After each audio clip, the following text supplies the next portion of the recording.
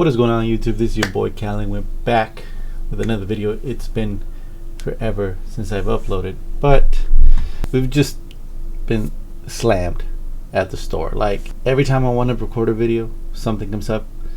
We've got 2 new people working there. It's been interesting, but I just wanted to upload a video.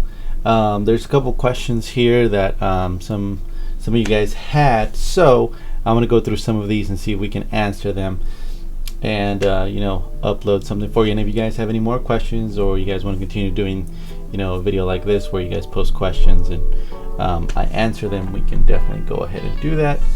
So I am taking her advice, or his advice. I'm sorry, I can't, the picture's too small. So it is evidence save it 12 to make more videos that are informative in IT versus PC enthusiasts, which we're trying to set up more videos like that. So we are definitely going to try to do that more. And then hacks, it's normal that a brand new gaming PC overheat.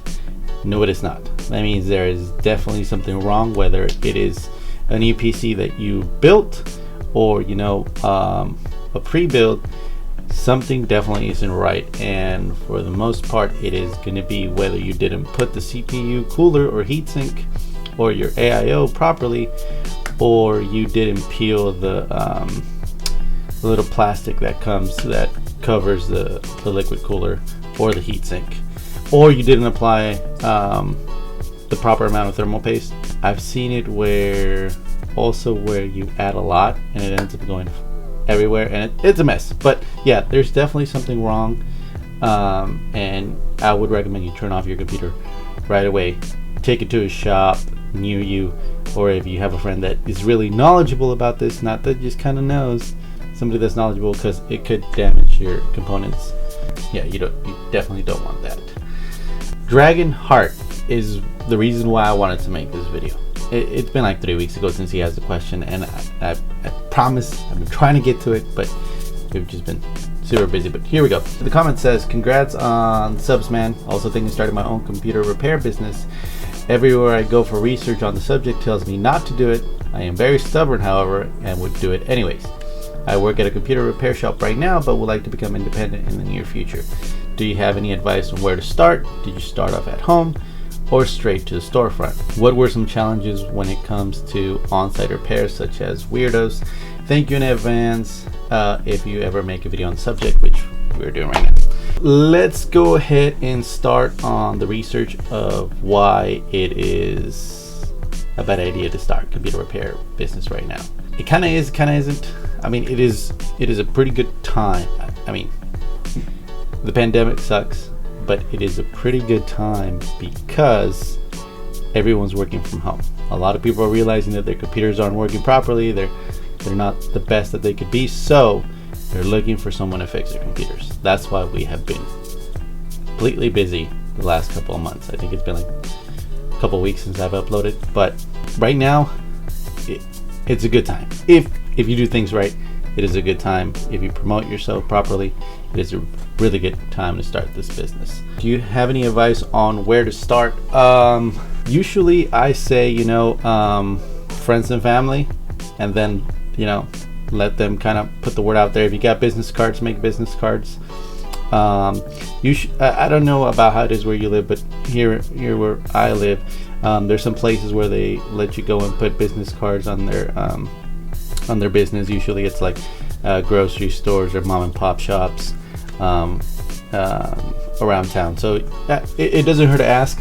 You can always be like, hey, can I put some business cards here? And the owner might say yes, and you can go ahead and do that. So that's where I would start. You're gonna have to start by being very competitive on price compared to the guys that are already out there. So the guys that already have their shops, that have been in business for years, they have set prices, they have a reputation, so people are willing to pay the price for that. So you're gonna have to be competitive in that aspect, because you're just starting off, nobody knows you, doesn't know the quality of work. So a lot of people are against doing free work, and in a sense, so am I. An easy fix, something you can do in under 30 minutes, and you don't mind, spending the time, then there you go. There is some people that are pretty generous and they see the work that you do, and they'll pay you a good amount, even more than what you ask. I've had it happen, so it always got to keep that in mind about price. Also, if you don't have your own tools, I definitely recommend you get yours.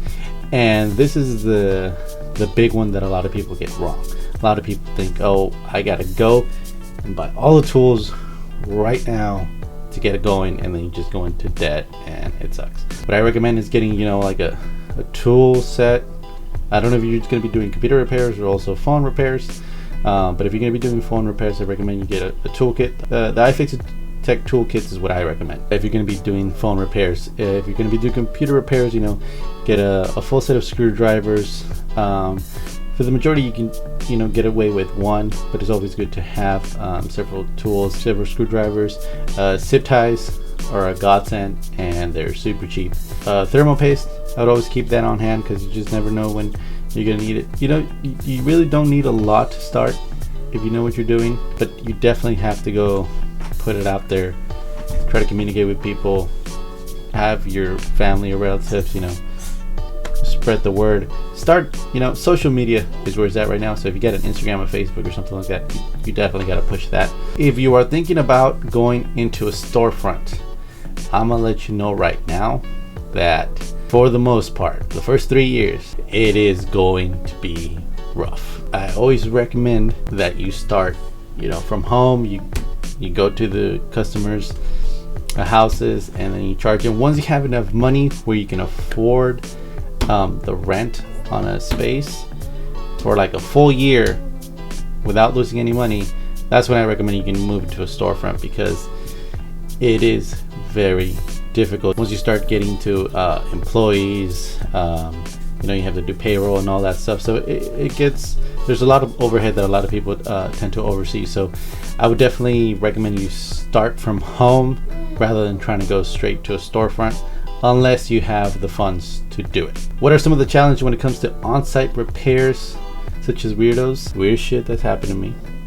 Is I've gone to an on-site customer, we're trying to set up his little range extender. He's like, okay, I'll be right back. Older gentleman, actually an older couple, because I was working with both of them at the time. So I went to where we're gonna place the extender. I'm like looking for an outlet, and I'm like, hey, is there an outlet nearby? Because this area would work for the extender. I shit you not. I turn around, and dude is in his tighty whities because he's about to go shower.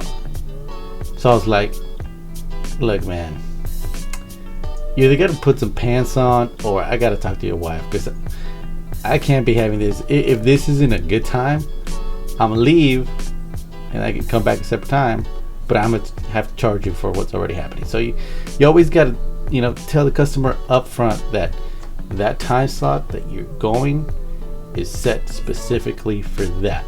If it doesn't work or they think it's not gonna work, you can always reschedule. But no, weird shit happens on on-sites.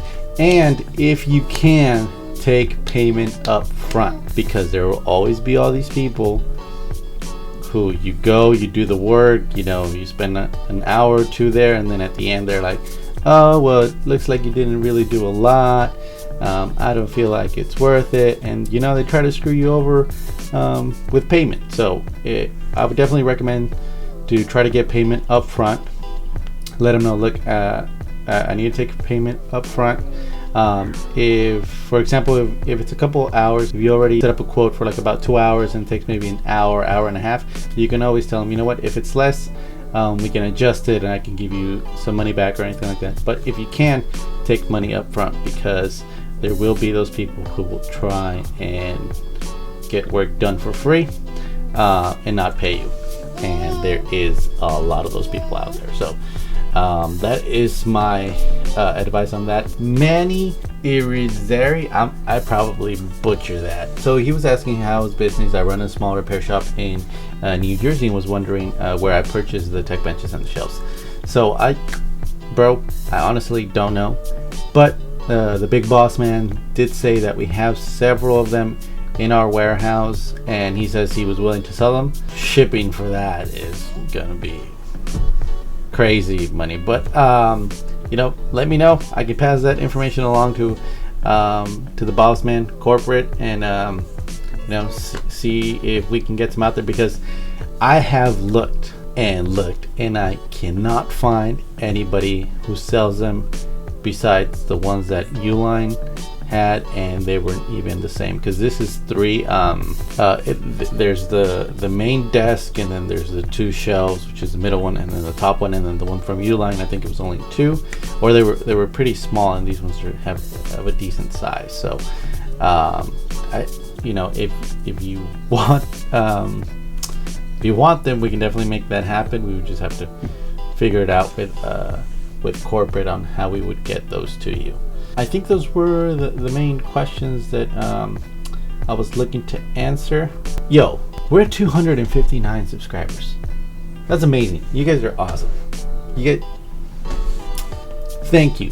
I haven't been uploading, and the subs have still been coming, and I felt like I owe you guys this video, so I appreciate you guys. If you guys stuck out to the end of the video, I will see you guys the next time I upload a video. Or if you guys have any questions, go ahead and leave questions that you want me to make a video to right down there, and I will get to them and try to answer them the best I can. Or if you want me to expand on something that I answered in this video, or you thought I didn't answer as well as you thought, also go ahead and let me know. I will see you guys in the next one, because I'm about to jump on Warzone. And if you wanna come watch the stream, I'm about to start streaming again. It is twitch.com/Cali Ramirez. I will see you guys in the next one.